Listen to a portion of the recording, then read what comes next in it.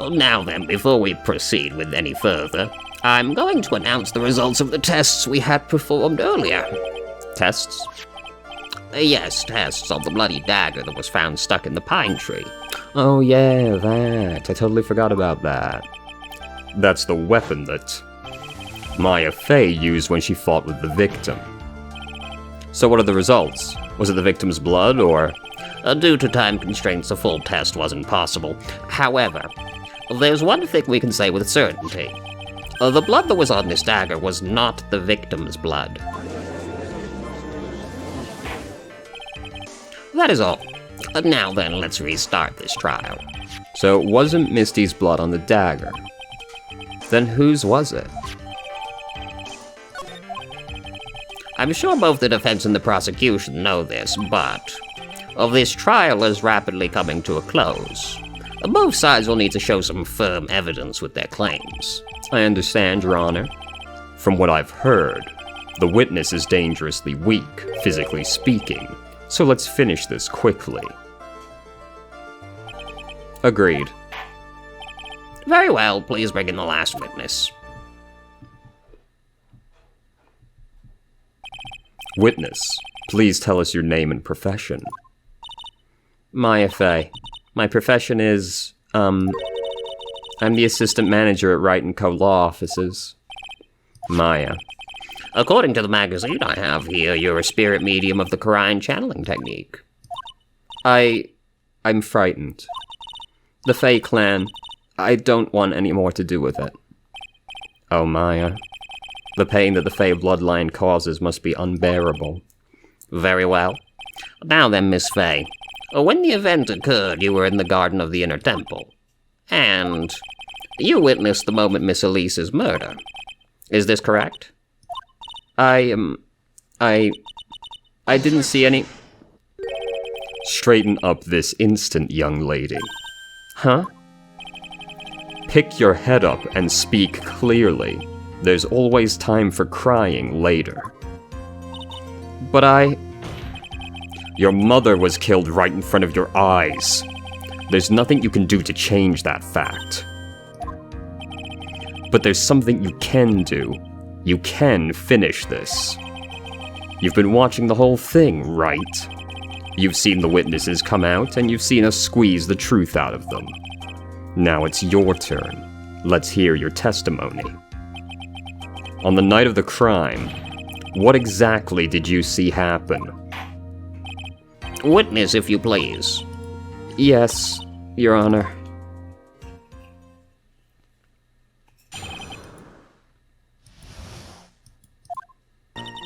I was passing through the garden on the way to a spare prep room when it happened. Suddenly, someone struck me over the head. I stumbled and ended up against the stone lantern. I think I screamed, "Help me." Then something warm splashed over me. That's when I lost consciousness. So you were struck on the head. I suppose it must have been the staff. Maya, the person who hit you. It was Dahlia Hawthorne, wasn't it? I'm sorry, Nick. I couldn't see. I don't know who it was. Maya, think hard. Sorry, Nick, but I really couldn't. Huh. Can't say it was an especially good night for young ladies to be walking around alone. It seems that it will be hard to determine the criminal through testimony alone.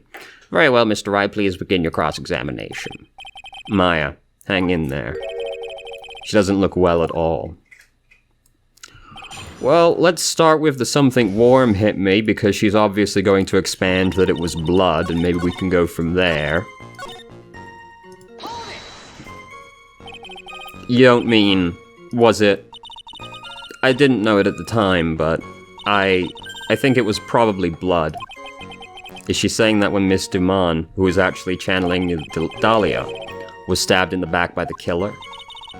At that moment, I was paralyzed with fear. I was just sitting there in the snow. I'm sure blood got on everything around me.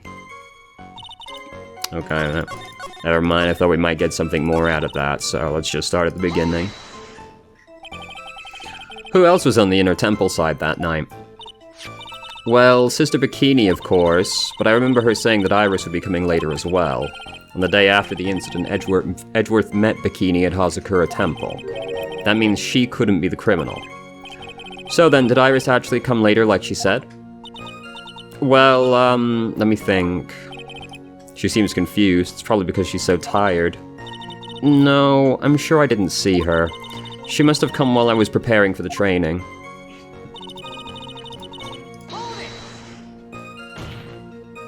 Who did it? Who hit you? Well, I didn't see who it was. I was hit from behind. You didn't see the person. But after that, your attacker was in front of you. How could you not see who it was? Oh, let me think for a sec. I'm sorry, I just can't remember. Maya's really having a hard time. What should I do? Come on, Maya, this isn't making sense. Why didn't you see the person? Well, let me think. It was, oh yeah, that's right. It was dark, that's it. It was dark. It's not good to have too much light around when someone is undergoing spiritual training. Come to think of it, there was an earlier testimony to that effect as well. So it was dark in the garden on the night of the crime. Which is why she didn't see her attacker. I thought maybe she was trying to hide something, but I guess not. Judging by the testimony thus far, the identity of the attacker was most likely the spirit that was channeled by Elise, Dahlia Hawthorne. Very well, please continue with your testimony.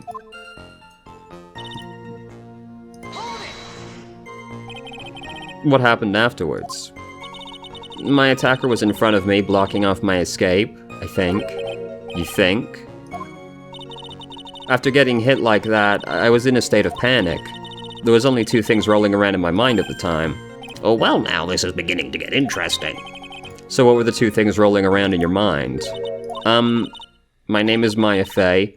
1 + 1 = 2. You see, for some crazy reason, I was afraid I was going to lose my memory. I know it's odd considering my life was in danger, but that's how it was. Oh, that's not odd at all. Your actions are understandable, given the circumstances. So what did you do then? You think you screamed, but you're not sure? Listen, I was a complete wreck. It was dark and I couldn't see my attacker. Was it a man, a woman, an adult, a child? I had no idea. I was scared out of my wits. Believe me, my dear, I certainly would have soiled my robes. I think the person who attacked me... I thought this person might attack me, so I... Anyway, I'm pretty sure I screamed. I thought it was my last hope. Wow, it sounds like little Maya really was out of her mind. But I wonder what she meant by last hope. Yeah. Wait a minute, Maya. What's this my last hope stuff? What? What do you mean by your last hope? No, that's what you said. You said my last hope. Huh? What? I said what? Good, great, good. Yes, good talk. Look, you were facing an attacker you couldn't see and you screamed, right? You screamed, "Help me." Yeah? But you testified that you screamed because you thought it was your last hope. Oh, well, you know, that's like... What do you call it when that happens? Maya's not doing so well up there. Oh, yeah, Oh, that's right. I remember now. I was facing my attacker, but that's not who I was screaming at. Well, what did you say? Yeah, that's right. It was the person behind my attacker that I was yelling at. That's who I was screaming to for help. Ah! What is it now? I messed up. I didn't mean to let that slip out. Huh? Witness, are you absolutely sure of what you're saying? Behind the attacker there was another person? I am. Well, I meant to keep that part a secret. What have I done? Huh. It takes a ton of pressure to make a diamond. That's what I always say. A ton of pressure. You're in a court of law here. You can't make things up or try to hide things in this chamber. Witness, the information you just presented is vital to the case. I want you to add it to your testimony. I could see a man behind my attacker by the light of the stone lantern. A man? Who was this man? Well, you see, I couldn't see. You couldn't see? She used this excuse twice now. Well, you know, lantern light isn't very bright. Lantern light, did you say? There's a great big stone lantern in the garden. They always light it when an acolyte is in there for training. Hey, you know what they say, under the lantern, darkness reigns. So I could see the person that was further away, but not my attacker, who was closer. Plus, there weren't any other light sources in the garden at the time. Well... Didn't someone testify the lantern wasn't lit? Yeah, it was not lit the night of the crime. So there was a man standing behind your attacker. Yeah? That man, he's the killer. He stabbed her from behind. He's the one who killed Elise. Otherwise known as Misty Faye, your mother. The killer? Maya. You know who killed your mother, don't you? What is the meaning of this, Mr. Wright? To be frank, Your Honor, I think she's in shock and quite confused. Spud. That's why she hasn't noticed the huge problem with her testimony. Huh? What do you mean, what problem? Maya. On the night of the crime, that stone lantern was out of commission. Huh? What? It's true. There was no light anywhere in the garden that night. No. Order in the court. Mr. Godo, explain this. Add the pureness of milk to the perfect, clear darkness of coffee. Stir. That's the state of the witness's mind right now. A cup of cafe latte. A cafe au lait. Is that even legal?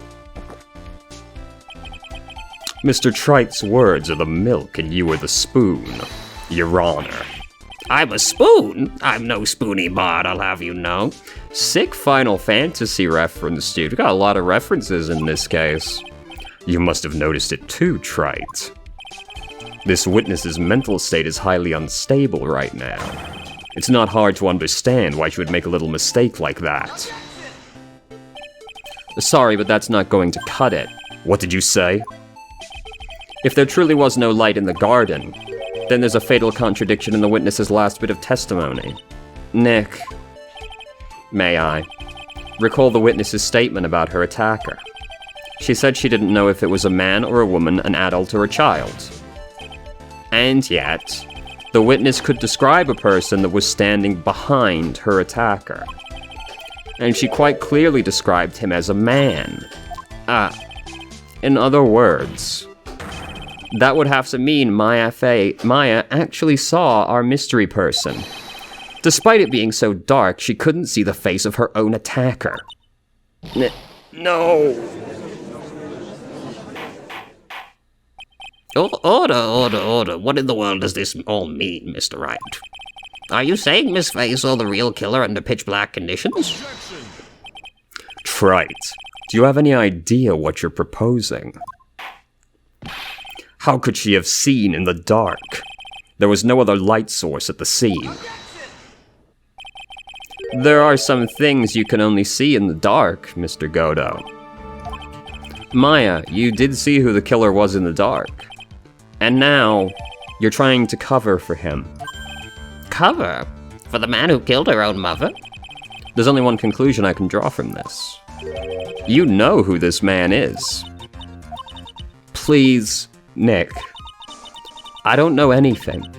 Please, I'm begging you. Huh. You talk a good game, Trite, but let's see if you can walk the walk. It was pitch black, so what could the witness see? I'm calling your bluff. No, Nick, don't. Please, stop. Maya's dead set on protecting this guy. The man who murdered Maya's long-lost mother. But I can't let him get away with it. I'm a lawyer, an officer of the court. I'm here to find the truth. All right, Mr. Wright, time to show us what you've got. Who was the person you say Miss Fay saw in the darkness? Godo. Because it was pitch black, Miss Fay was able to recognize the killer easily. I'm sure the court would like to see for itself how this is possible. Yes. What? But how do you propose to show us something like that? It's easy. We just need to recreate the conditions of that night. Conditions? Your Honor, the defense officially requests that all the lights in this courtroom are turned off.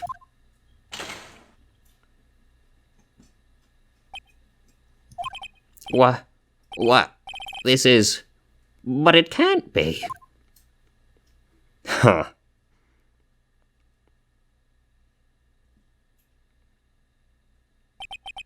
That was a nice bit of deduction. Trite.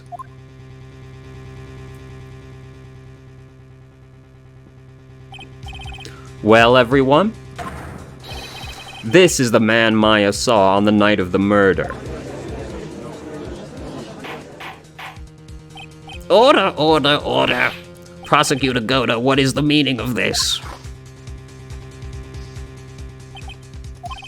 Surely you must be shocked to hear yourself accused of such a thing. Why aren't you denying it? Huh. Your Honor, you're asking the wrong person. What do you mean by that? If you've got a question, ask the witness. That's one of my rules. Well, Maya, how about it? What you saw that night, was it 3 glowing red lights? Well, witness, answer the question. You're wrong. I never saw that. Maya. I thought the person that stabbed my mother was a man, for a totally different reason. What? Witness, Mr. Wright, what the... Stop your chattering, Your Honor. Chattering? If it's worth asking, ask the witness. That's one of my rules. All right. Oh, well, then let's continue with the testimony. Please tell us how you knew the killer was a man. Yes, Your Honor. I didn't realize it until after I woke up, but...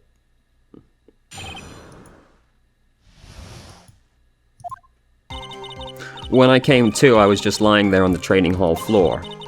By the time I got back to the garden, the place had totally changed. The torches were lit, and the body was gone. And all of the snow around the stone lantern had been carefully cleaned up too. Since the person did all that work alone, I just assumed it was a man. So it was after the crime took place that the witness came to think the killer was a man? Yes, that's right. I'm sorry, Your Honor, No need to apologize. It's as Mr. Godo said, you're utterly exhausted. It's only natural you would be a little confused.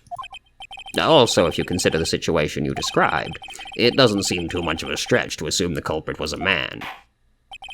Mr. Wright, proceed with your cross-examination.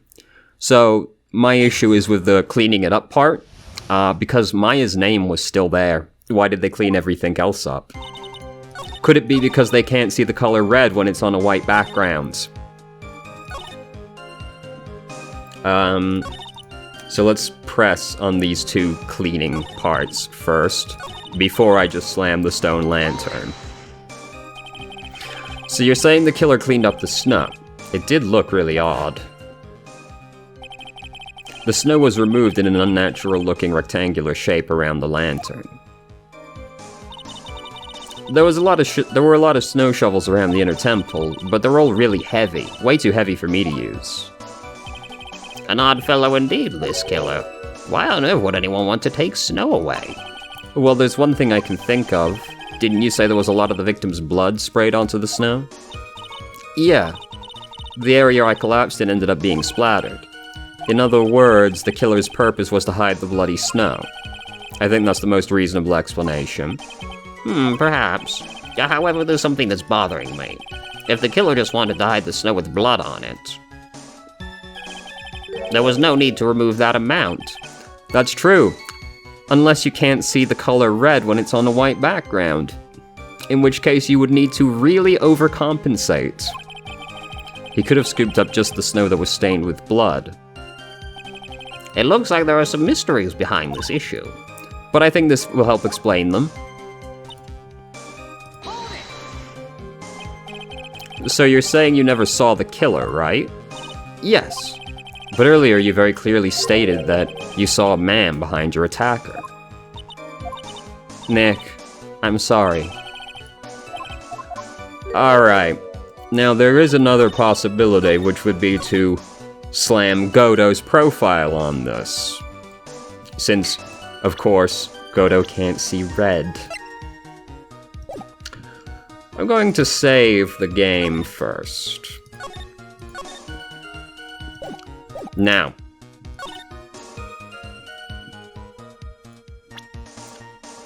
Do we do the lantern? Because the point being, why didn't they clean this bit up then? Or do we slam Godo's profile on the previous statement?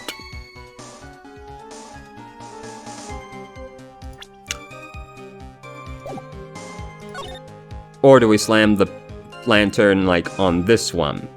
Because, again, why does the lantern not been cleaned up in that case? None of the other ones. The issue is the snow and okay, I'm slamming the lantern right here. Okay.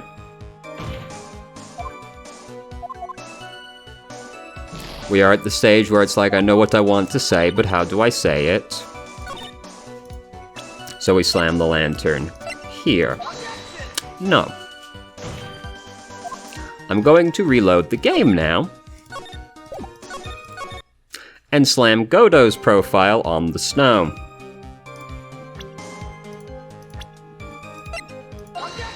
Okay. You sure did get me there then, didn't you?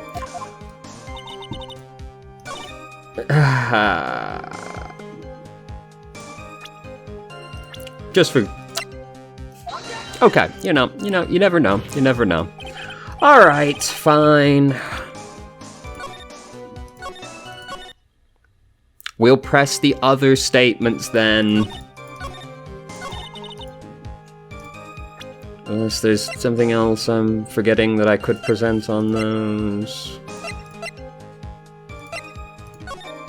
No, that's not gonna work, so... Alright, let's press the other statements. So you lost consciousness when you're in the garden, is that right? Yes, I think. I think it was when the victim was stabbed. So then the person carried you into the inner temple. It could only have been the killer. That's what I think too. So the killer carried Maya into the inner temple. Naturally, the killer must have done it, right? Yes, I think so. But why would the killer tamper with the crime scene like that? There must have been something that the killer desperately wanted to hide. I don't know. It looks like she doesn't have enough confidence. I think I need to gather more information before I ask her again. Okay, so we press everything and double back to that statement, huh? The torches were lit. Yes, that's how I noticed the whole scene had changed. I'm going to say it was the killer who lit the torches. I mean, who else could it be? The killer probably lit them since it'd be impossible to do any cover work in the dark. However, if that's true, there's one thing that still bothers me. Why did the killer go to the effort of moving the body? That's true. It's hard to see how that would be of any advantage to the killer. The only one who would gain anything from that would be... the only person that was at the inner temple, Maya. Very well, let's hear some more about the condition of the crime scene. Well, I already pressed on that, right? So now we just press double back here.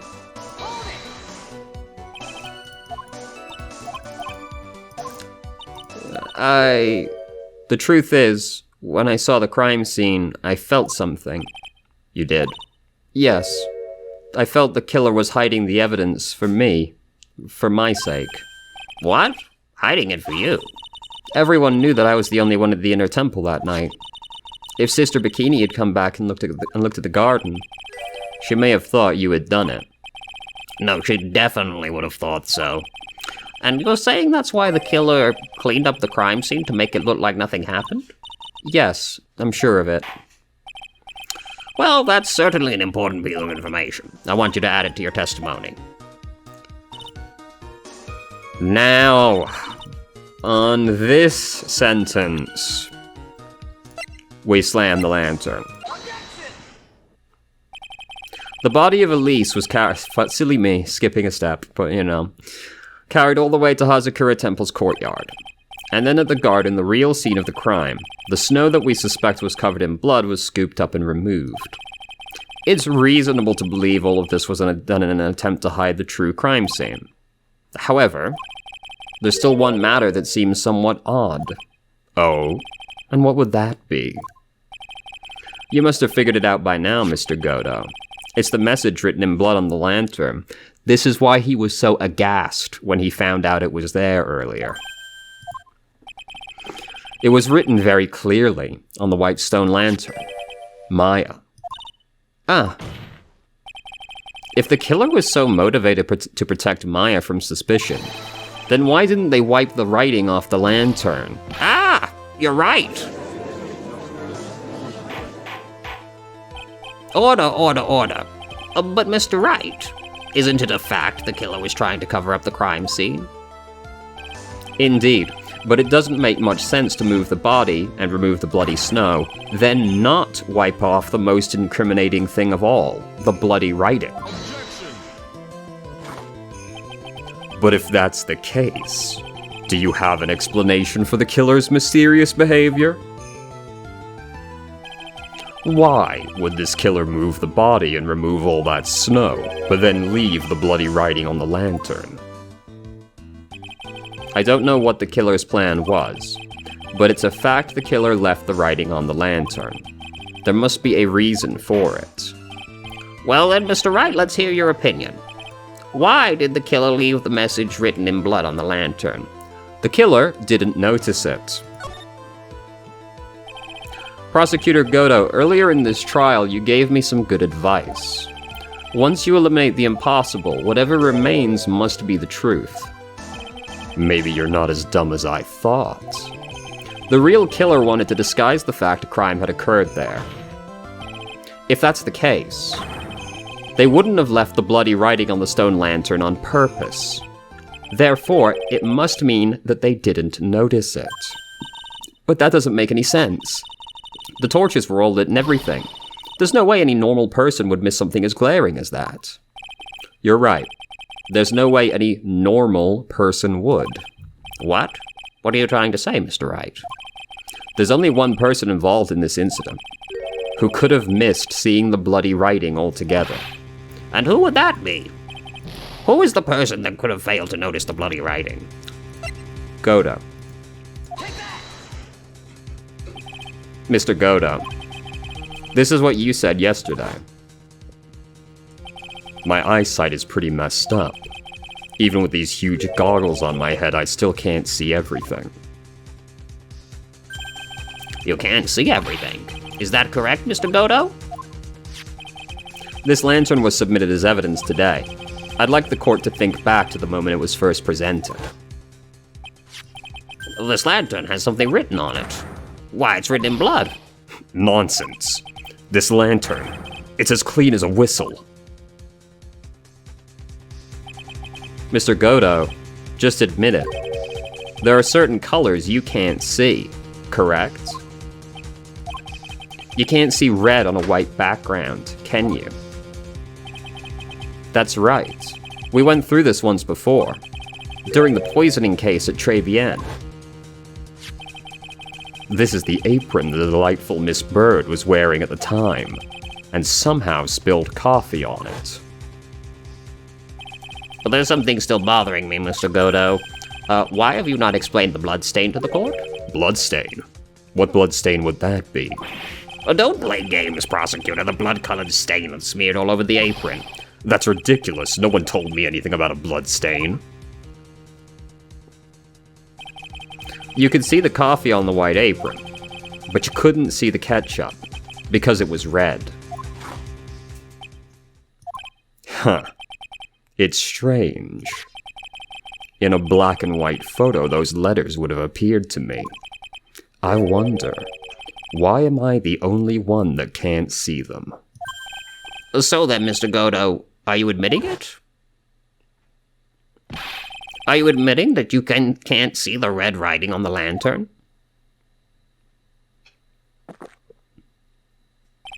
Hey, Gramps, didn't you know? That's the reason why I don't drink red tea. I wasn't sure about it until now, but I just can't believe it. Prosecutor Godo is the murderer. But there's no going back now. I finally figured out the truth. Mr. Godo, the defense at this time formally accuses you. You are the murderer of Miss Elise Dumin, also known as Miss Misty Fey. It's hard to believe this may be true, however. Once again, Mr. Wright has brought up a disquieting fact about you. Huh. Just make sure you don't fill out the indictment in red ink, Gramps. Come on. How does a little graffiti make me into the killer? Besides, it's not like my name's. It's not like it's my name that's written there. I'm certain that the killer wasn't able to see the color red. This is rich. Do go on, Trite. The answer is right there at the crime scene. In the snow. The snow? How so? Well, for example, why did the killer move all that snow? Your Honor, you said it yourself. If he wanted to hide the bloody snow, why not take out just that area? Yes, why didn't he take just that area? Ah, could it be? Yes, the killer couldn't see the red blood that had seeped into the snow. And so he had to remove all of the snow. He couldn't be sure of where the blood had landed, so he had to remove the whole area. Isn't it more likely the killer couldn't see the blood because it was dark? Not a chance. The torches were all lit. He would have been able to see it just fine. It seems that once again this trial has taken an unexpected turn, to say the least. Can you explain this, Mr. Godo?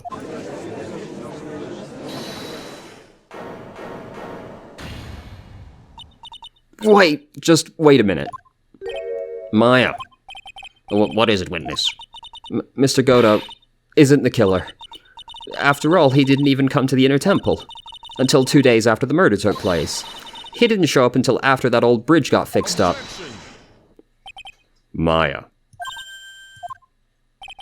You can't testify to something like that. Why? What do you mean? I'm just Eek! After the murder happened, you didn't even exist. She didn't? I'm afraid I don't follow. Are you senile, old man? We established this just a little while ago. After the murder, this witness was unconscious for a long time. Because she was channeling Dahlia Hawthorne. Oh, that's right. Please, Your Honor, let me add to my testimony. Nick, please listen to me. Maya, do you plan to cover for Godo no matter what the cost? If that's the case, I've got no choice. Your Honor, let's hear her testimony. If it means we're going to hear the whole truth, I say we should not silence her. Huh. Nicely done, Trite. Very well, let's hear the witness's testimony. Please tell us what happened at the Inner Temple after the murder. Yes, sir. After I woke up, I began channeling and my spirit left me, as it were. But little Pearlie was there at the Inner Temple, too.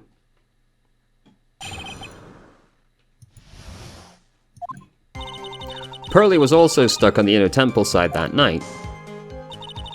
The next morning, she looked around but couldn't find anyone. The next day, when the bridge was finally fixed, she was in the spare prep room. That's when Mr. Godo arrived at the Inner Temple for the first time. He found Pearlie first and cheered her right up. How would you know any of this? What? Did you just pull this whole cloth out of your ass? Who is this Pearlie? Oh, that's my little cousin, Pearl Fay. So when did you hear about this? Oh, just a while ago, when I was in the medical office. I'm terribly sorry, but what you heard from someone else is simply not admissible as evidence. Well, what? Come on. Pearlie would never tell a lie. She's a way more honest person than I'll ever be. Real smart, Maya. You always know the best things to say when you're under oath. Huh. The prosecution has no objection. We believe the witness. Mr. Godo. Let's just move on to the cross-examination, if the defense has no objections. Oh, this is highly unusual, but, well, Mr. Wright. Let's get this cross-examination started.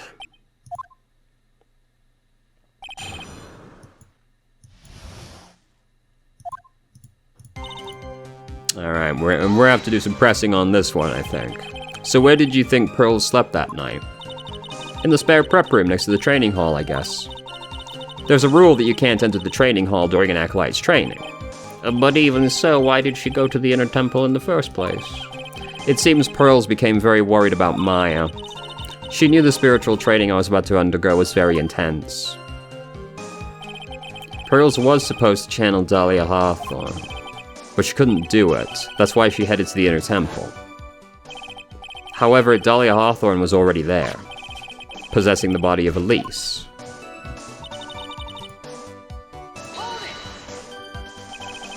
She searched the entire inner temple side, end to end. Well, you see, Pearls got pretty scared when she's alone, and there weren't that many places to look. She says she even went back and forth several times. The inner temple side has two structures, the training hall and a spare prep room. And there's also a storage shack, I think. That's about it. There was a storage shack, too. Pearls was looking for other people, right? Would she really examine a storage shack all that carefully? Well, if it was me, that would be the first place I would investigate. So that means it's possible someone may have been hiding in the storage shack.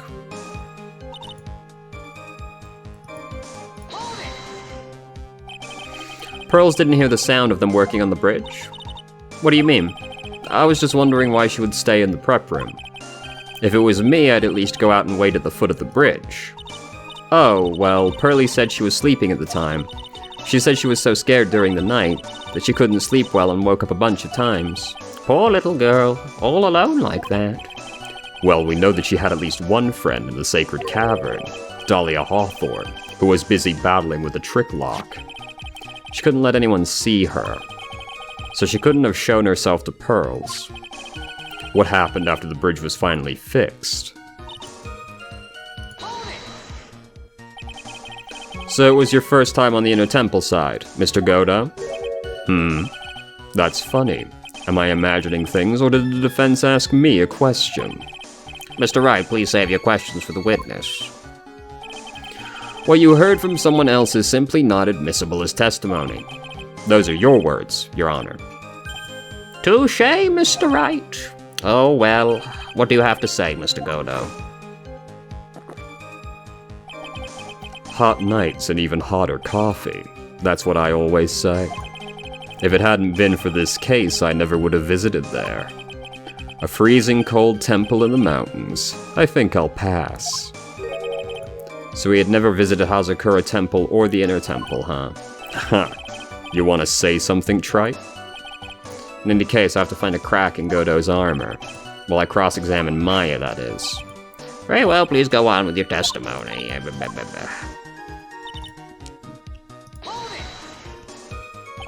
He cheered her up? That's what Pearlie said.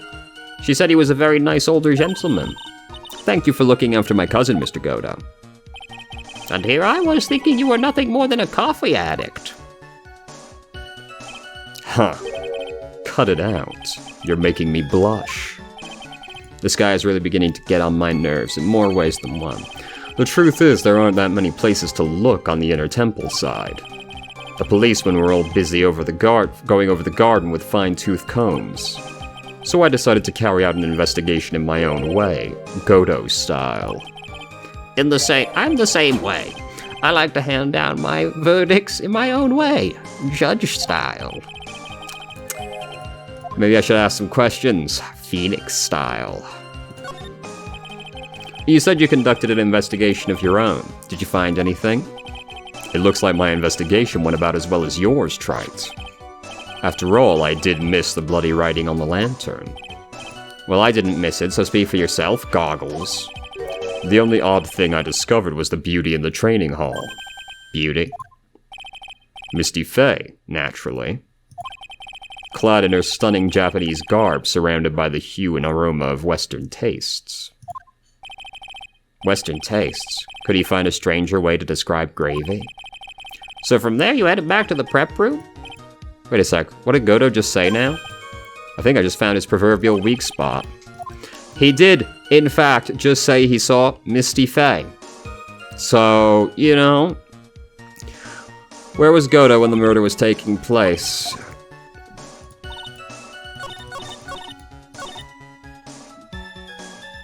So...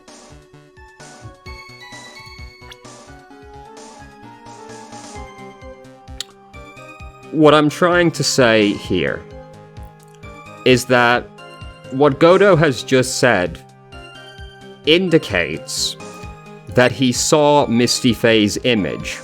However, you can't see it now because it's covered in gravy, which means Godo has to have been there at an earlier point in time to know who this is. Do you follow? Let's go. Mr. Godo, the first time you crossed Dusky Bridge and went into the Inner Temple was long before the murder took place. Well, why do you say that? Because he just made one fatal slip-up. The hanging scroll in the training hall. Hanging scroll?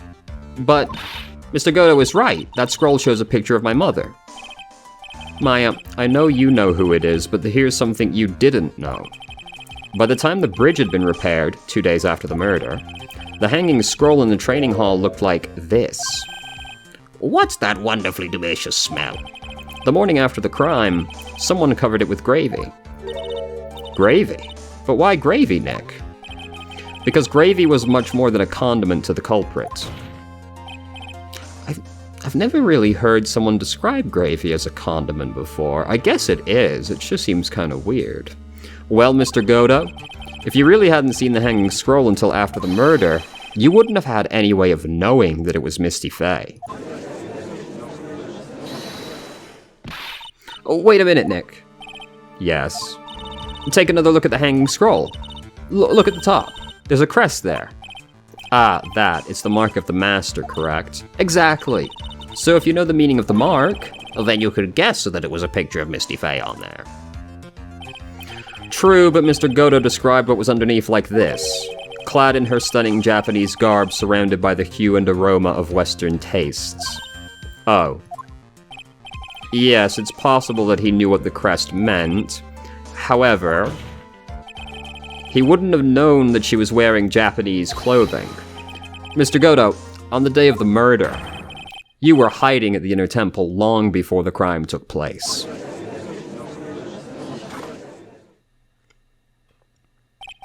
Can I ask you just one little thing, Wright? What is it? This whole theory of yours. It all rests on a certain assumption. That I knew beforehand that the crime was going to be committed. That's right. Otherwise, there's no reason for him to sneak out onto the crime scene. Of course, Mr. Godo knew about the plan. Huh? What did you say? Is it really possible that another person knew of that plan? Opened once before. This crime was actually planned over a year ago. Morgan Faye authored the plan for her daughter's future, and these instructions were hidden somewhere in Faye Manor for a year. However, by the time Little Pearls found these instructions, they had already been unsealed. Unsealed? Yes. The killer had read these instructions long before Pearls ever found them. That's how he knew the crime was to take place at the Inner Temple. And you still insist this crafty killer is me? You bet I do. But you just said the instructions were hidden. That's right. Mr. Godo couldn't have known where the instructions were hidden. If he really wanted to know, he had one great chance to find out. When was that? During a visit. A visit? Morgan Fay told her daughter, Pearl, about where the instructions were hidden. Sorry, Ron unplugged something, so we missed a text box. It just said something to the effect of, oh, he heard it at Morgan's, meeting with Pearl, you know. That would have been the only time for someone to have learned where they were hidden. Eavesdropping on a visit at the detention center. Yes, it could be arranged if you were someone with easy access in and out. Like, for example, a prosecutor such as Mr. Godot.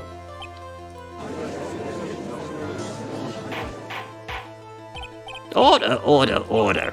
Mr. Godot, you are under fire again. This murder could not have been carried out without prior knowledge.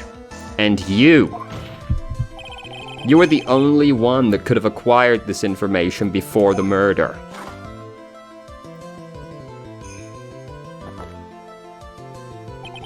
Humans are afraid of the dark, and yet, at the same time, we're fascinated and bewitched by it.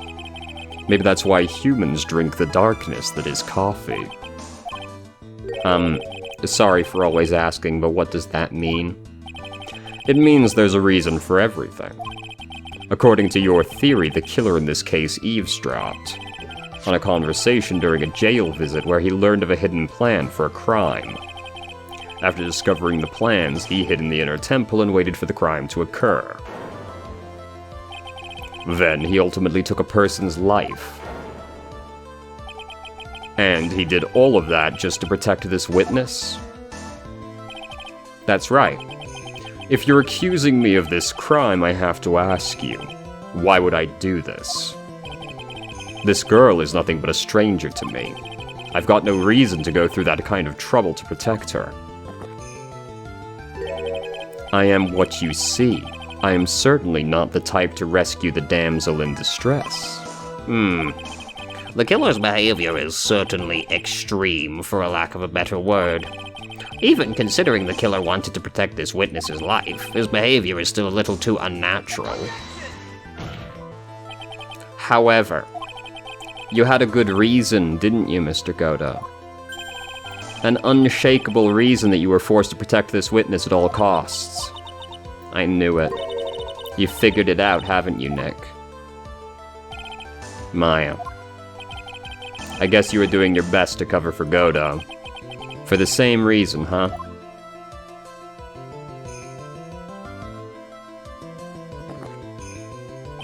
Okay, Trite, I'm all ears. Let's hear it. It's very simple. Maya Fey is a lot more than just a stranger to you. What's this? There's one person who lies at the very center of this whole story. One person that ties you and Maya together inextricably. Nope, she's on the first page. Mia Fey. There's a very good reason why Maya Fey's life is so precious to you. After all, she is Mia Fey's only sister. Mia Fey. You once worked alongside her. That was when you were a defense attorney. Wait a second here. Mr. Godot is a defense attorney? With your Honor's piercing intellect, you must have figured it out by now. The real name of this man who calls himself Godot. His real name is Diego Armando. Is that right?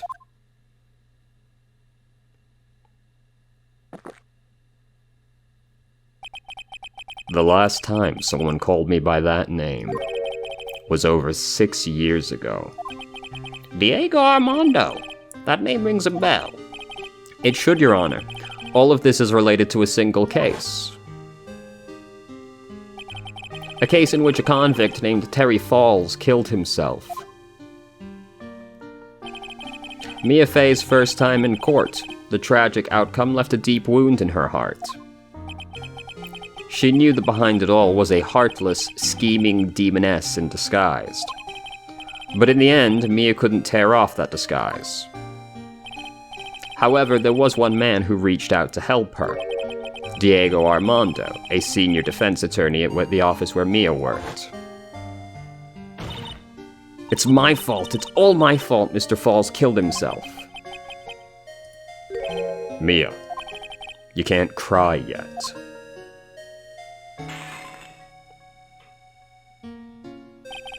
The only time a lawyer can cry is when it's all over.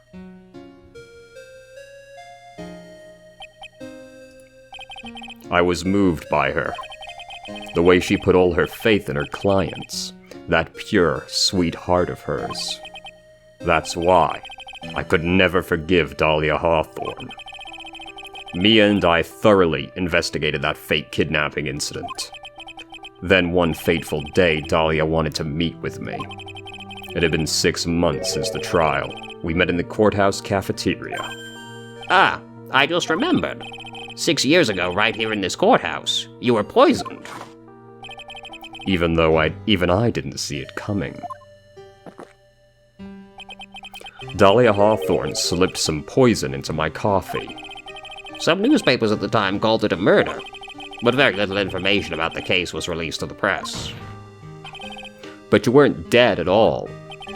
No official reports ever actually called it a murder. I was just in a deep, deep coma. I see.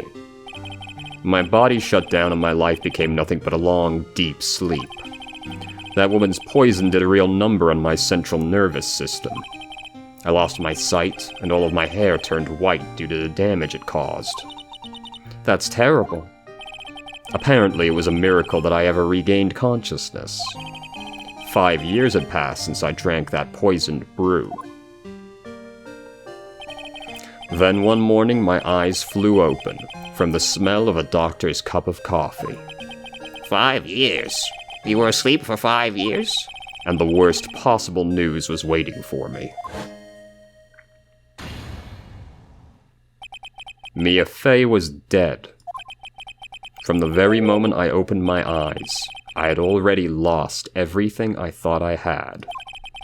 The woman I loved had been murdered, and the woman I loathed had been sentenced to death. The woman you loathed? The woman who had spiked my scalding hot coffee, Dahlia Hawthorne.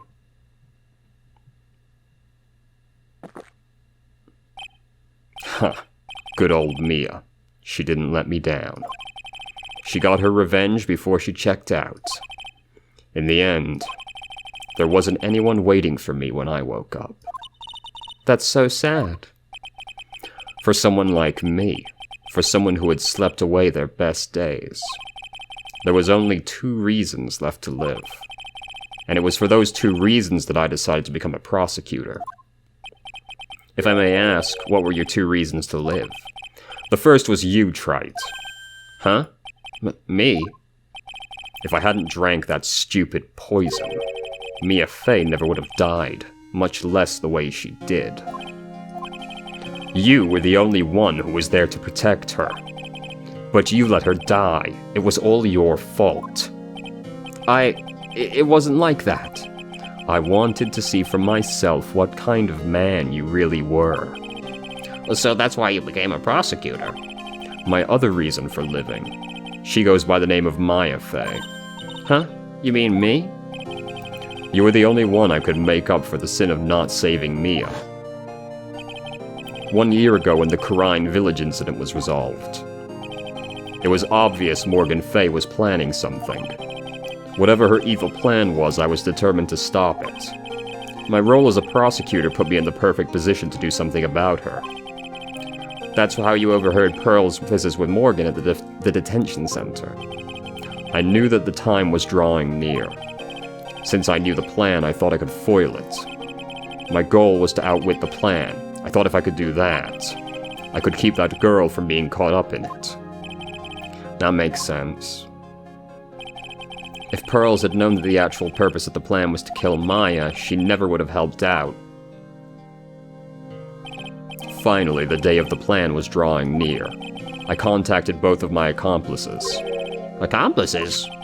Iris of Hazakura Temple and Misty Fey. I especially needed the help of Iris. She was to take the fall on my backup plan in case we couldn't control Pearl Fey. But why did you contact my mother? She had been missing for almost 20 years. Officially, yes. What? What do you mean, officially? You've heard about it, haven't you? About the strong ties between the main family and the government. Now that you mention it, Bikini did say something to that effect. She said the Master of the Crine had great authority.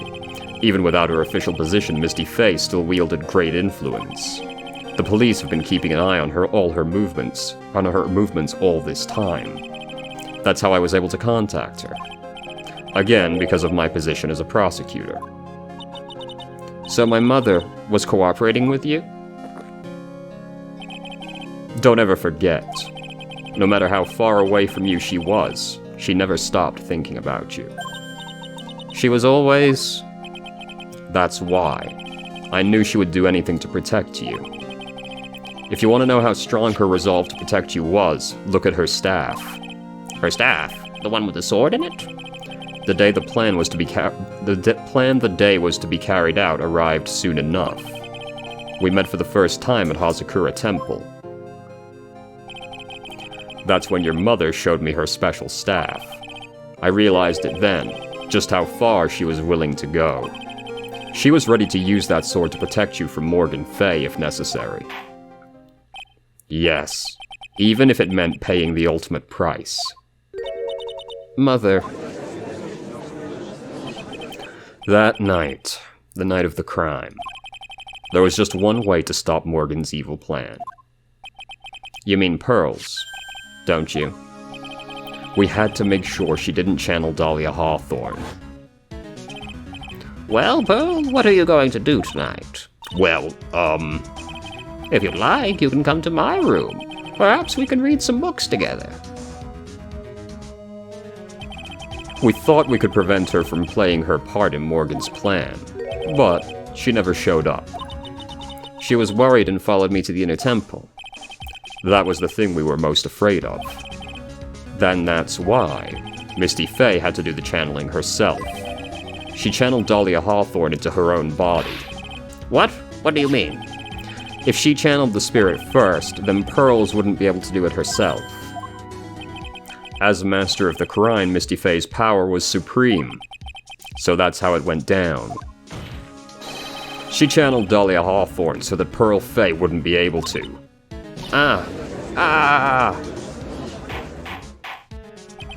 What? Is this true?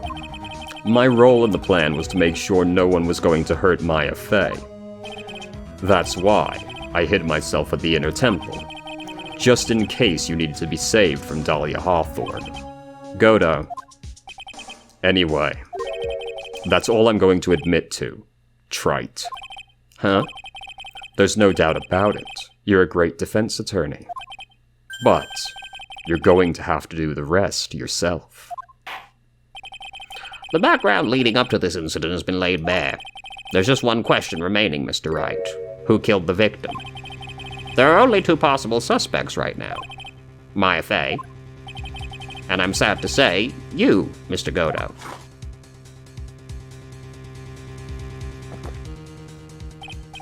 Well, Trite, if you're the real deal, then finish this thing once and for all. Show us beyond a shadow of a doubt that you can finish this on your own. No, Nick. Please don't. Maya. I heard the whole thing from my sister in the medical office. That's why. I have to protect Mr. Godo. I can't do it. I can't testify against him. After all, he's the man who put his life on the line to protect Mia, and me too. Maya, I know that. Nick. But even so, it doesn't absolve him of his crime. Please, Maya, testify. Miss Faye, your testimony, please. This is the final testimony. Don't bother trying to hide anything, because I'll know. I want to hear the truth from your own lips. I understand. I'm sure you're right. I'm ready now, Nick. All right, young lady. Tell us about the moments before you lost consciousness. What exactly happened at the time of the murder?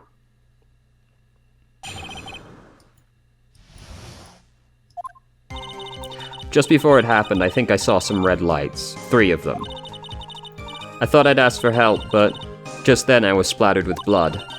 She wasn't dead though, and she struck back at the enemy behind her. Suddenly the red lights went out and the whole area was dark. Just at that moment there was a horrible scream. Right after that, Dahlia collapsed and I lost consciousness. 3 red lights? I thought you said you didn't remember seeing them. I'm sorry. I thought I saw them, but then they disappeared all of a sudden. Huh. Things break, Trite. Even the best of theories. Who was it that stabbed Misty Faye? Looks like you still can't prove it.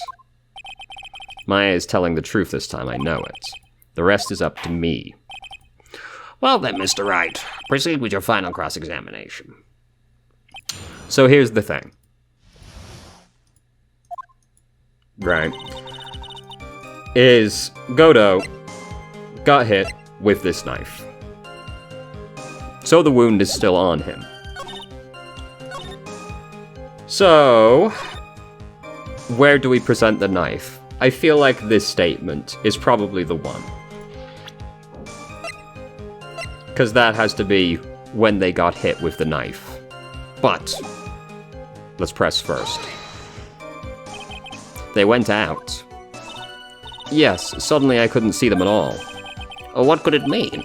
The red lights were coming from Godo's mask, and they went out right in the middle of a fight. Maybe the mask was damaged. Or maybe it was knocked off. Or maybe the batteries ran out. Right, Trite? Or maybe those red lights, red little pinhead-looking lights, just stopped working. What could really have happened there? Okay, well, you know. That was all very illuminating, guys. Good talk. Really? Okay. That's fine.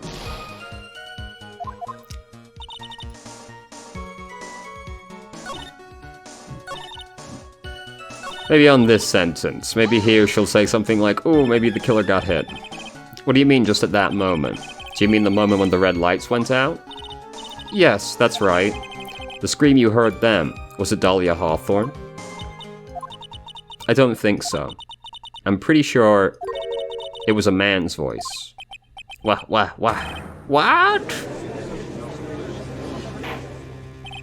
So then that scream came from the killer? That's gotta be it. I think Dahlia Hawthorne must have taken the blade and attacked the killer with it. And then the killer let out a scream of pain, huh? After that, the killer stole the blade back and delivered the final blow, I guess. Well, Mr. Wright, it seems to make sense to me. Sounds like the reasonable deduction, but I still kind of wonder. There's a contradiction. I'm sorry to say this, but that interpretation would create an enormous contradiction. That makes sense. After all, my deductions are almost certainly never correct. Remember the testimony she gave before the killer let out a scream. Maya said she had already been splattered by the victim's blood. In other words, the blade and the staff had already been plunged into the victim. Ah, is that right? She couldn't have struck back with a sword that was already stuck in her body. The weapon that caused the killer to let out a scream must have been something other than the staff. If you're so sure about that, then don't keep us waiting any longer, Trite. There's only one thing left I can think of that could have been used as the weapon here. If Dahlia Hawthorne had already been stabbed in the back by the staff, what could she have used to strike back at the killer?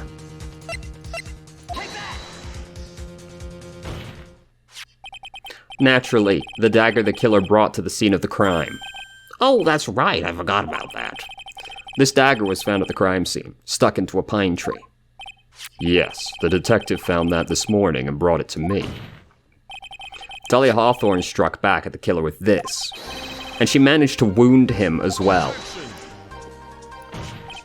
Just because he let out a scream doesn't mean that he was wounded. For all we know, the blood on the dagger could have been from the victim. Have you forgotten the blood has already been tested? Since we learned it wasn't the victim's blood, it must be the killer's blood. The killer must have a wound somewhere on his body. So you're saying the blood on this dagger belongs to the killer? Exactly. A DNA analysis of the blood would prove it beyond a shadow of a doubt. And yes, Mr. Godo, it would prove that it's your blood. Nice theory, Trite. Order in the court. Is this the end? Have I done it? Even he won't be able to change the results of a scientific test. Huh. Let me ask you something, Trite. Let's just say it turned out that I was the killer. Do you really think I would be stupid enough to leave evidence like that? What? Just think for a second. This dagger was found this morning by a detective and brought to me. There was already blood on it, correct? But even so, I was the one who brought this dagger here to the courtroom. Yes, what does that prove? Well, if it really were the killer, I could have washed the blade and then planted another person's blood on it. It can't be. In any case, there's one thing I can guarantee, Trite. That blood, it doesn't belong to me. Not a chance. What? In any event, it seems to be established that the killer was wounded. All right then, witness, continue your testimony. Wait a minute. What's the problem? I know I probably shouldn't say this, but there's a big contradiction in Nick's explanation. Maya. This dagger, you said it wounded the killer. That's right. But, if Mr. Godo had really been cut with this dagger, his clothes would be bloody or have a rip in them, right?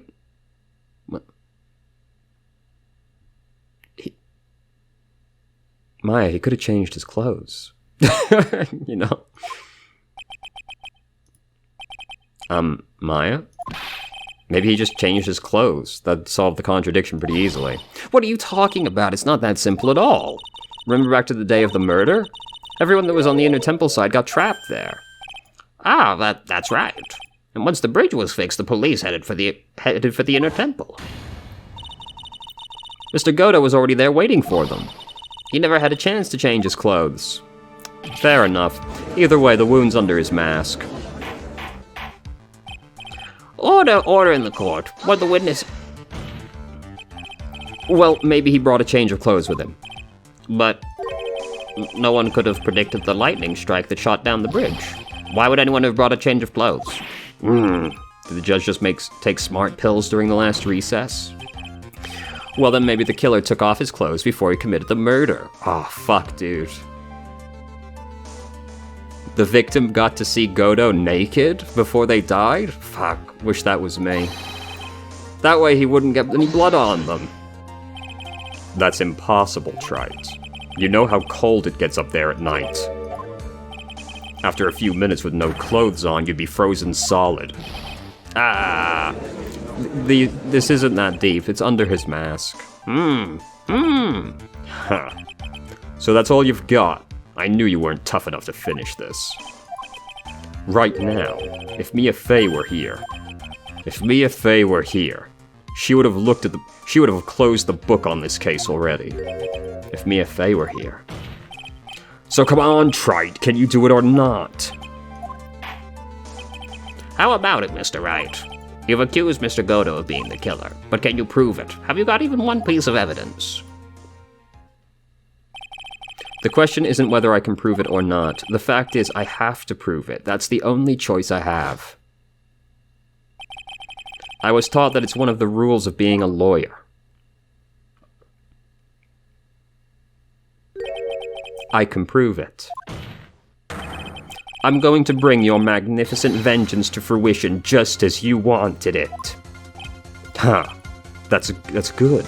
A fighter till the bitter end, Trite. Since there's just one piece of evidence that can prove your point, why don't we go for the ultimate penalty? Are you trying to pressure me, Mr. Godo? Because it doesn't matter to me. I've got the one piece of evidence I need. Give me a break, you've got nothing, Trite. So what do I do at a time like this? It's simple. I've got to think outside the box and approach this from a different angle.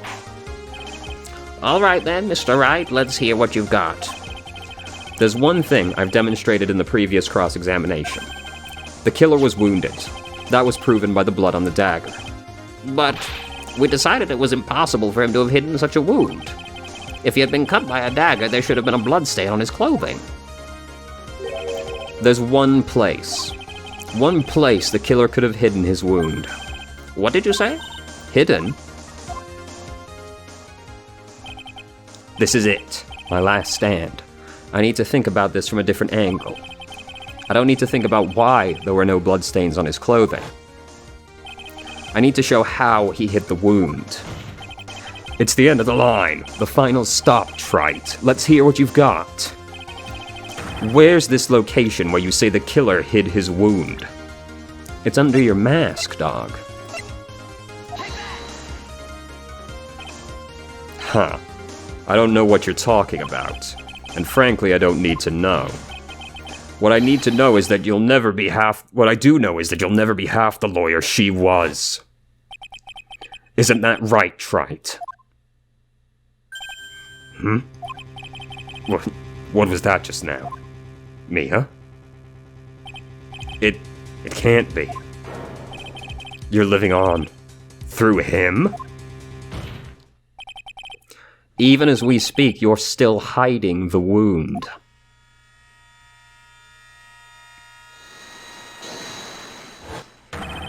It's beneath your mask. During the fight, Oh, sorry. During the fight, the red lights given off by the killer suddenly disappeared. Seconds later, the killer let out a scream. That's right, your mask went flying off your face. Mr. Godo, would you mind removing your mask? If you have a dagger wound under there somewhere, then I'd say this whole case is solved.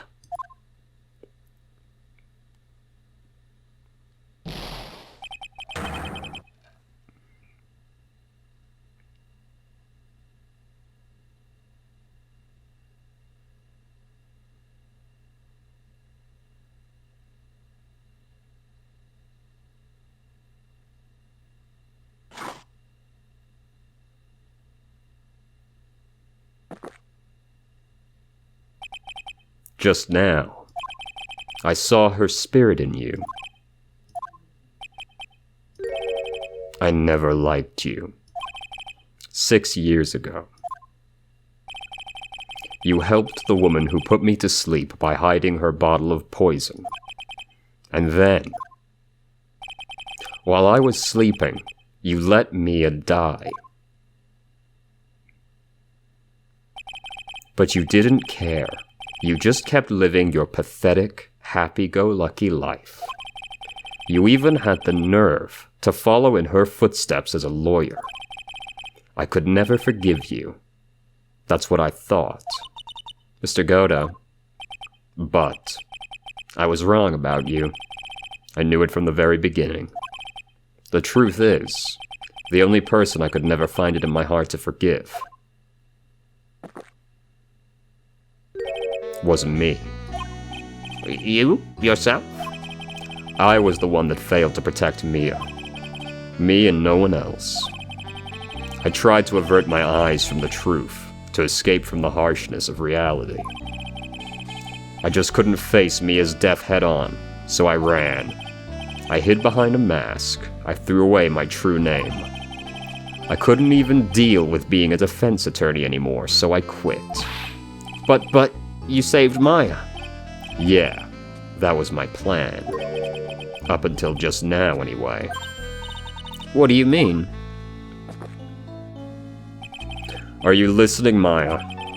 If I had really wanted to save you, then there's one person that I should have gone and talked to right away. Who would that be? Are you talking about Nick? But I didn't do it. I tried to get the help of Iris and your mother, but I closed my eyes to the most important man involved. Do you know why? The real reason. No, why? I suppose I wasn't really interested in saving you at all. Huh? I think I was just trying to salvage what's left of my own broken soul. I was trying to make up for the fact I couldn't save Mia. Nothing more. That's why I let you walk right into a situation that I knew was dangerous. Forgive me. You're wrong. You put your life on the line to save Maya. Was it really for Maya's sake? Even I'm not really sure. What do you mean by that? That night, in the darkness of the garden, when I saw her silhouette. A part of me must have known the truth. The truth that it wasn't really Dahlia Hawthorne standing right there in front of me. It could have been Misty Faye, or even that little girl. But I still picked up the blade. It was like I was dreaming.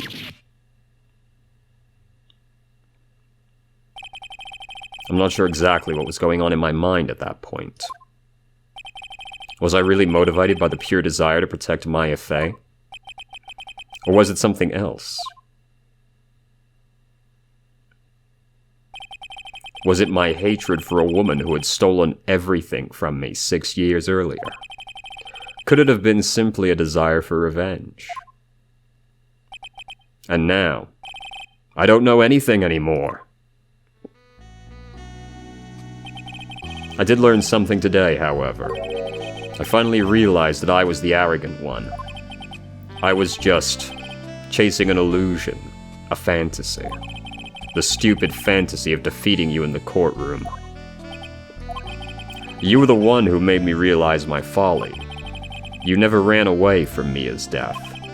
Instead, you picked up where she left off, as a true defender of the people. In that one moment, I understood everything. Mr. Godo.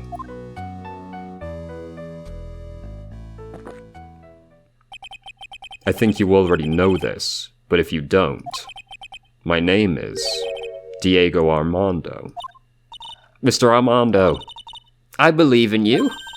I know you were trying to save me.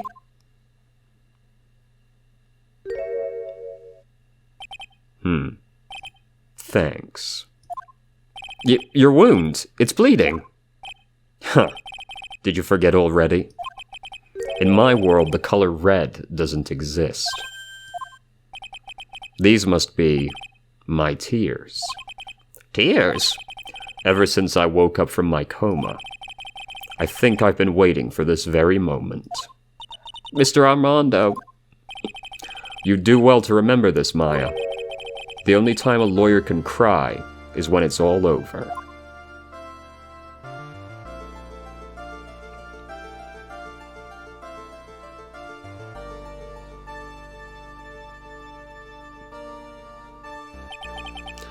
This time, it really is all over, isn't it?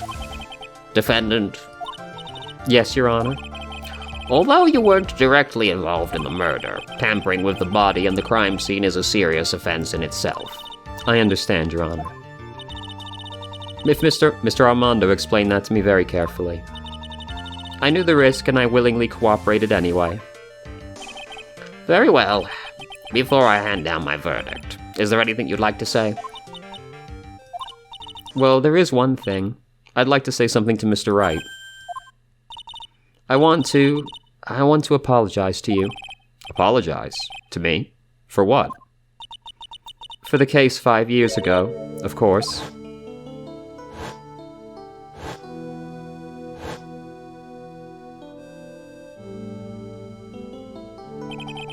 I just remembered. Weren't you poisoned by your own lover?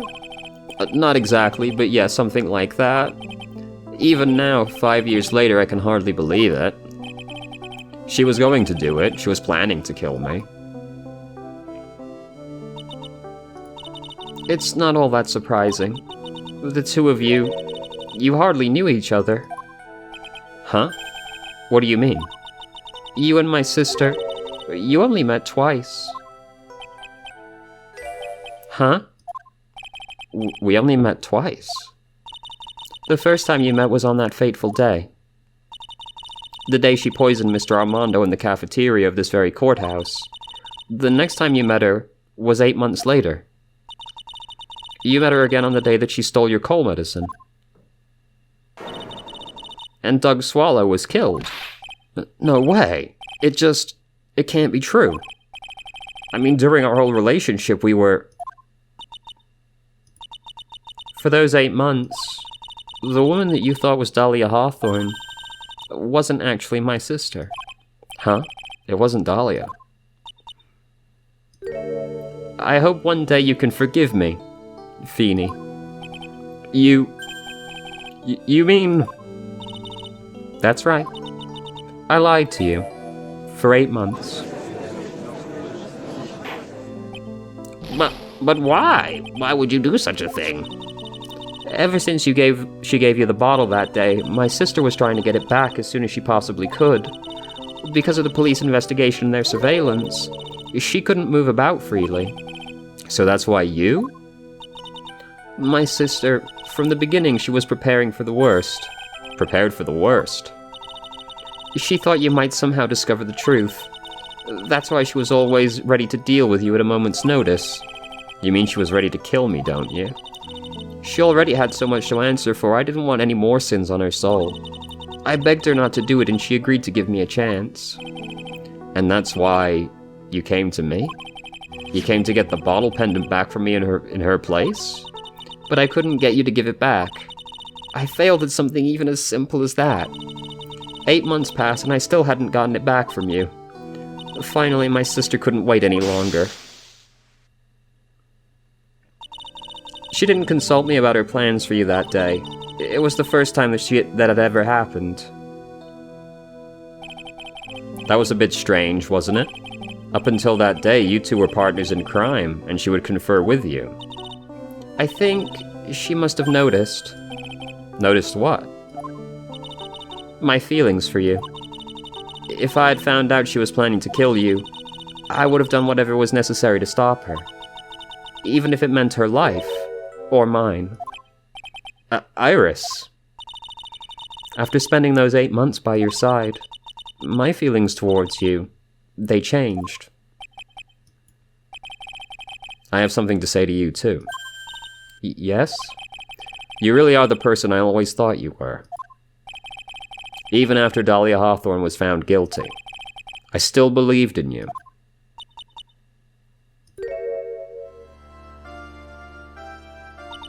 Thank you.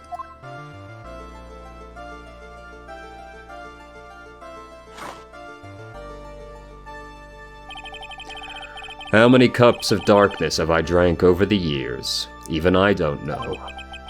I'll tell you though. Right now, this one here is the greatest cup I think I've ever had. Don't you think so, Phoenix Wright? Yeah, I think you're right. The purpose of this trial was to rule on the murder of the victim Elise Demon. At some point, I expect you'll be tried for your role as an accomplice in this case. I understand, Your Honor. Very well. On the charge of murder, I hereby find the defendant not guilty. Court is now adjourned.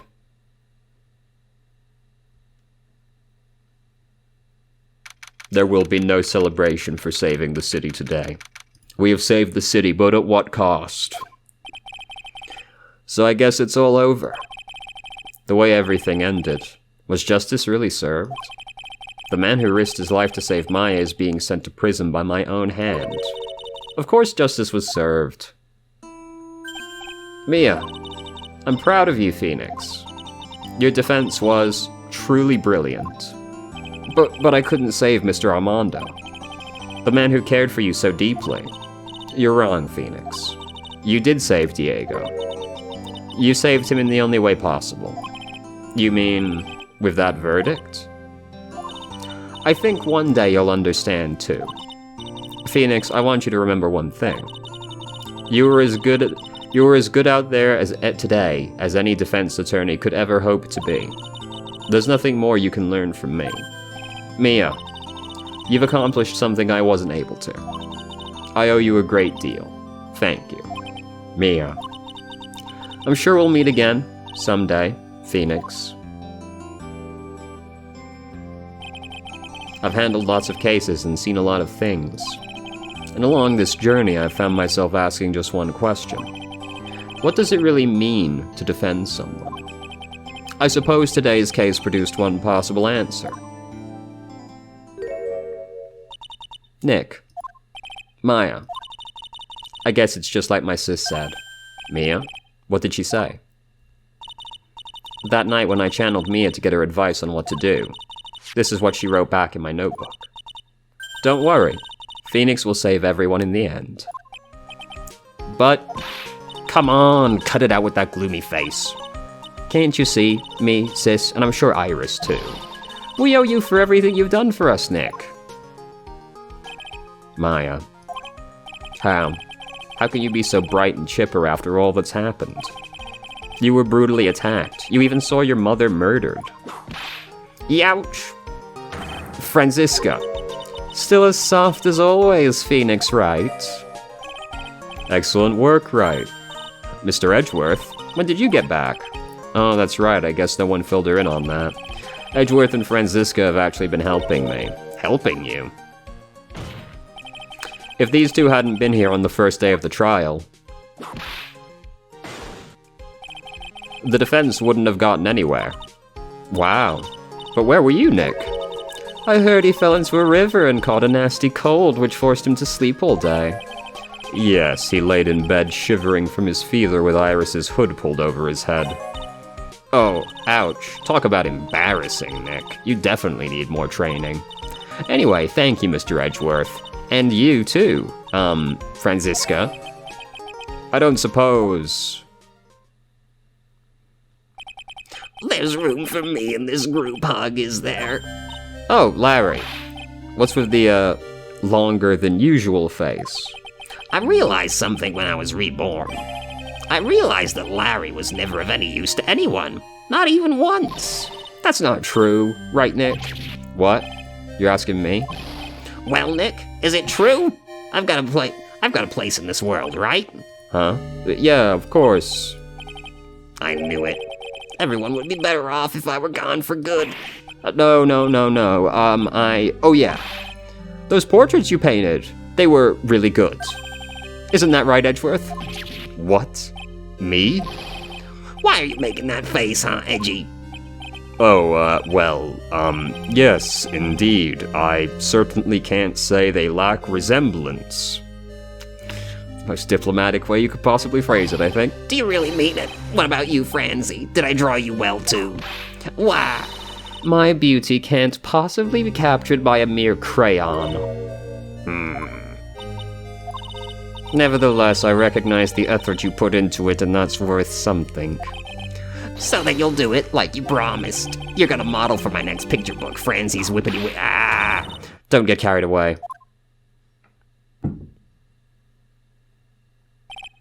Well, how about that? I guess painting portraits is the only thing I'm good at.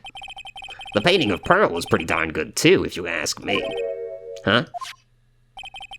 Now that you mention it, I haven't seen her around. Pearls? Where could she have gone? Normally she would have made a beeline for Maya. Oh, I'll go look for her. Be right back. Hey, Pearly! Right. You seem to be uncharacteristically puzzled. I suspect you're wondering how Maya can be so cheerful despite all that has happened. Yeah. To be honest, I can't understand it either. Franziska. That's right. She lost her father fairly recently as well. I think I understand how she feels. Maya is a much wiser person than she appears, and I think she realizes something. Now is exactly the time when she needs to be as strong as she can be. What do you mean by now is exactly the time? Maya wasn't the only one that was badly wounded by this incident. In fact, there was someone who was hurt far more deeply than she. I believe it's for that person Maya's trying her best not to cry. Someone who was hurt more deeply than Maya. Edgeworth, I think I'm starting to understand too.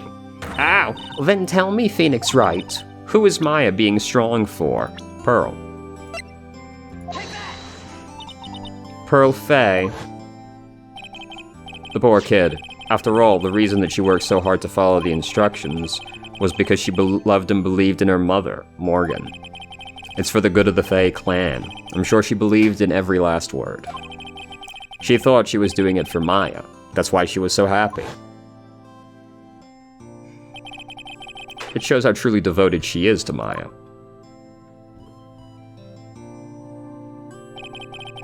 But it's a cruel irony that it was her exuberance that led to this tragedy. Maya Fay's mother was killed, and Maya put herself in the deepest peril imaginable. And that's exactly why Maya's putting on a brave face. She's doing it for Pearl's sake. Pearl's sake. Until she can get her smile again. Oh, hey, so this is where you all were. Wow, looks like you've got a bunch of... Ah! What was that for, sir? Sorry about that, Scruffy. My whip just seems to have a mind of its own. What's up, Detective Gumshoe? Oh, you know, this and that. Anyway, congrats on your win. Let's go out tonight, pal. Dinner's on me. My salary's just sort of gone down by a teeny-weeny bit, but it's alright. I made reservations at a first-class French restaurant tonight. Ah! Pretty good work, Scruffy. That whip was your reward. It should have been me. Detective Gumshoe. You said a first-class French restaurant. You don't mean... Très bien! Where else? I knew it. We're doomed. Come on, let's go, everyone. Can't keep Maggie waiting, pal. Hey, you, crybaby, you're invited too. Huh? Oh, forget about me. Pearl and I will be at the loser shack eating potatoes. You know, Maya is taking an awfully long time to get back. She's still out looking for pearls. Oh, Maya. What's wrong? Nick, what do I do?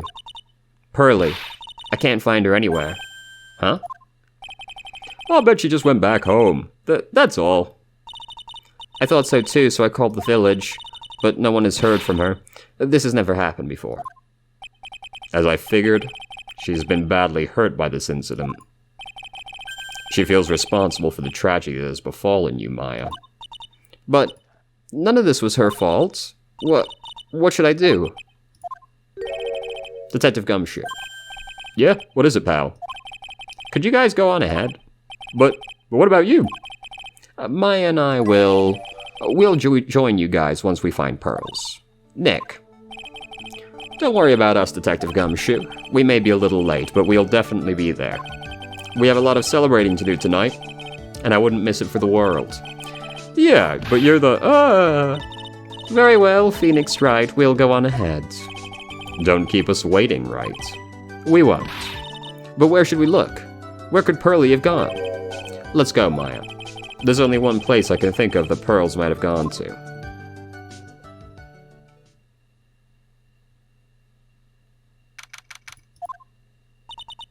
Hazakura Temple. For pearls, I bet this is a very important place. After all, it's where this whole incident started. What's this? You're all back again so soon. Sister Bikini? I thought we'd be eating mashed potatoes alone tonight. So she's here? Pearlie is here? She's in the training hall. Why don't you hurry along and go see her? Okay.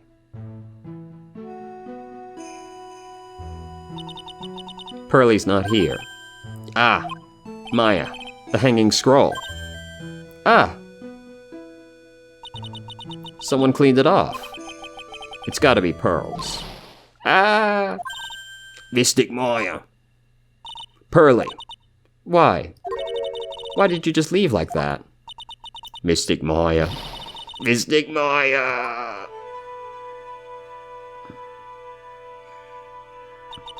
I swore that I would never trouble the two of you ever again.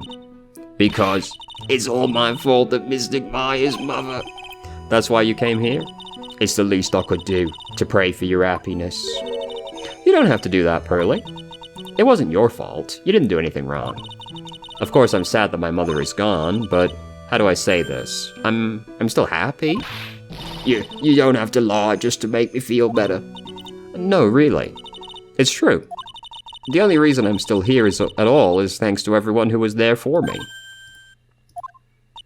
My sis, my mother, Mr. Armando, Nick, and you. If even one of you weren't there, I'm sure I wouldn't still be alive right now. That's why I have to be strong. For all the people that were there for me when I needed them. That's all I can really do. But, Mystic Maya, I'm impressed. You truly are the daughter of Mystic Misty. Sister Bikini, your mother, Mystic Misty, was a strong woman indeed. I want to tell you that what she said to me that night. After dishonoring the name of Karine, I don't have the right to face my daughter. But still, Maya is always in my thoughts. It's true, she'll always be with me until the day I die.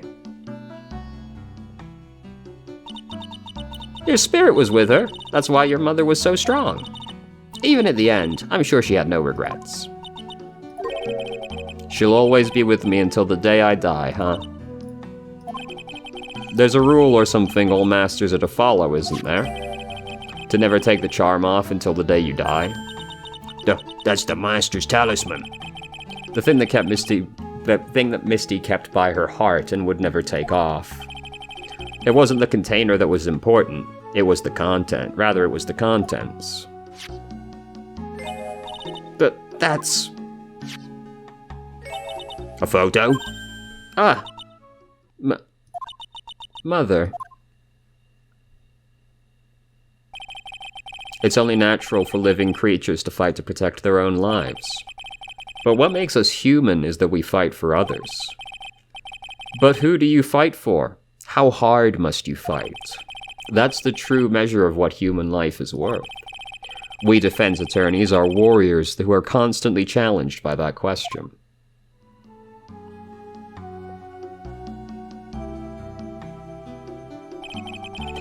Even when the battle is over and the bonds that connect us are severed, we always return, time and time again.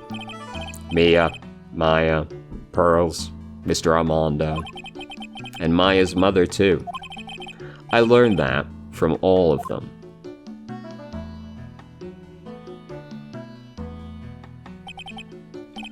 Well, shall we get going? Everyone is waiting.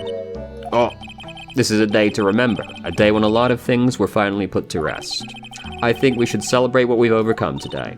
But I still can't. Oh, go on, sweetie. You can come back for training anytime. Okay. Right, I'm going to make a brand new start too. Sister Bikini, I'll be back for more training, I promise. I know, and I won't go easy on you just because you're the future master.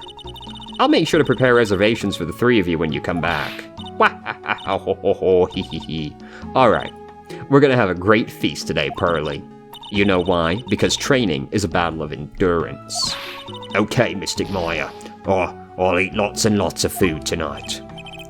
You know, there's one thing I don't get, and probably don't want to, but... What is it, Nick? Reservations for training is fine and all, but why for three? Come on, what do you think? You're one of us, Nick. Next time, you can train right alongside us. Huh? I'll be waiting for you. Sister Bikini will take special care of you. Huh? It'll be great, Nick. We're going to do the special course, naturally. That's a great idea. After all, Mr. Nick, you'd do anything for Mystic Maya, wouldn't you? Even work on all coals, right? We'll have a nice big meal right before we come next time, right, Nick? You know, I was wondering if I can just say one little thing. Sure, of course you can. Oh, I love this part. I can't wait to hear it. I'm getting goosebumps too. Well then, here goes nothing. And we finally finished. Until the Apollo Justice Trilogy comes out. I'll really have to work extra hard now. Master of Karine and Officer Manager of Officer... I have to be a good sister to Pearly and Nick, too. Well, as long as I'm not locked up or captured or something like that. It's okay, she has no history of this happening. It's not like she gets accused of murder in every game or anything. So it's true, Mr. Nick really is Mystic Maya's knight in shining armor. He went through with the special course all the way to the end. Naturally, I heard there's a legendary extra special ultra course here too. I think I'll surprise the two of them by making them a secret reservation.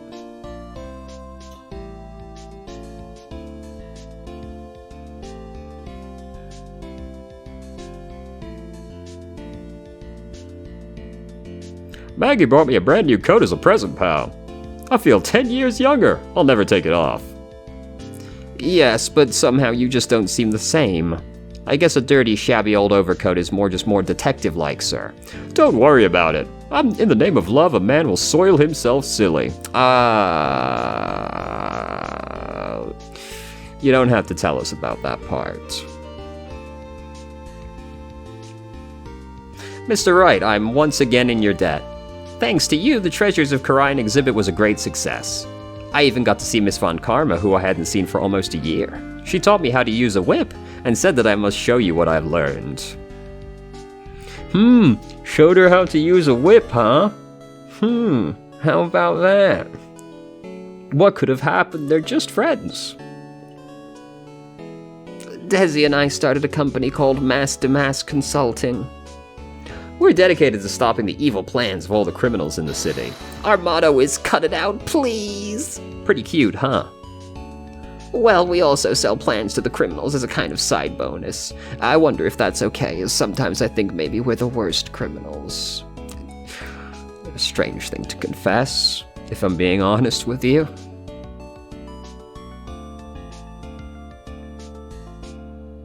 I wanted to show my appreciation to Mr. Wright for exterminating Don Tigre. So I lent him $500,000 and a tea set. A special thick tea, one I mixed with my own 2 hands. I bet he's drinking it now. Win through compromise. Heh, heh, heh. Foreboding.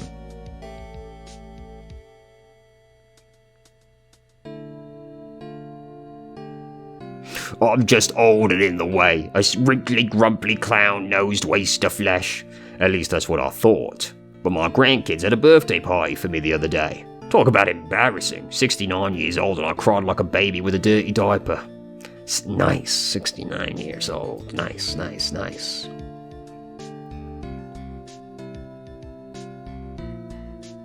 As usual, we have an abundance of work to do. We've hired a new programmer to replace Glenn Elg. I do hope everyone will get along. His name is Adam Matta. As soon as I heard his name, I knew our brain circuits would align perfectly.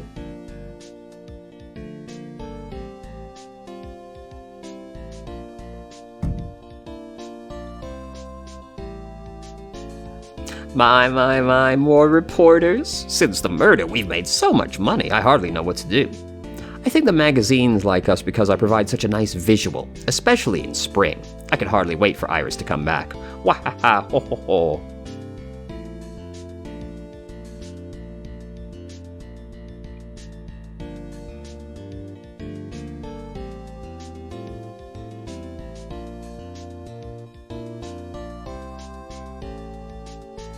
You've turned into such a respectable man, Feeney.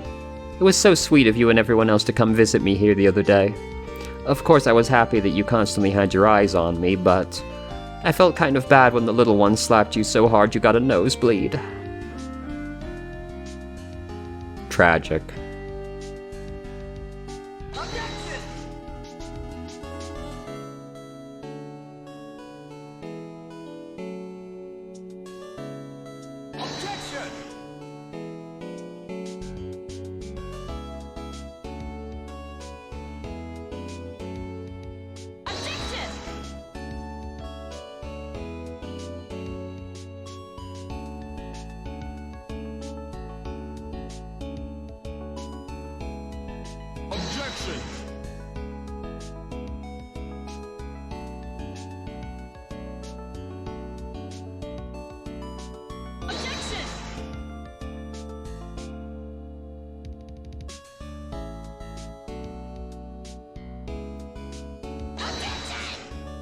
Oh god, that was almost a jump scare.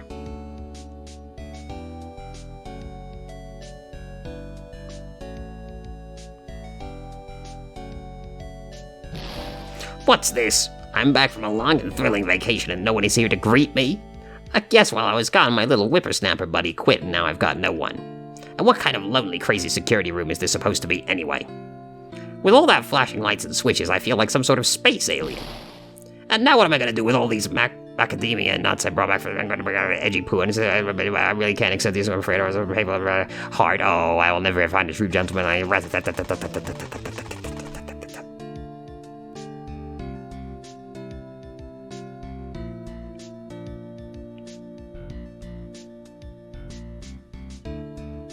I finally found something I love to do. Franzie's Whippity Whip trip is going to turn the art world on its head. I should have realized it sooner. Self-centered, lazy, antisocial. I'm an artist, a really good portrait artist. I'm not a loser after all. Character growth is important.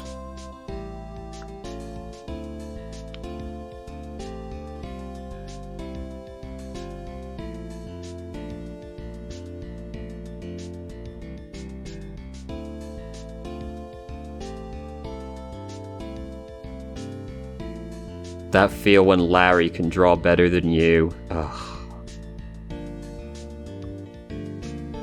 Feels terrible.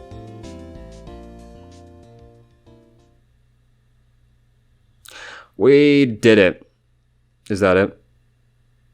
We got nothing else? Alright, tremendous. Great, we did it. Alright, that was Phoenix Wright. Thank you all for watching. We will play Apollo Justice one day as well and go through the whole trilogy, and then we will have officially solved all of the crimes in existence. Fantastic.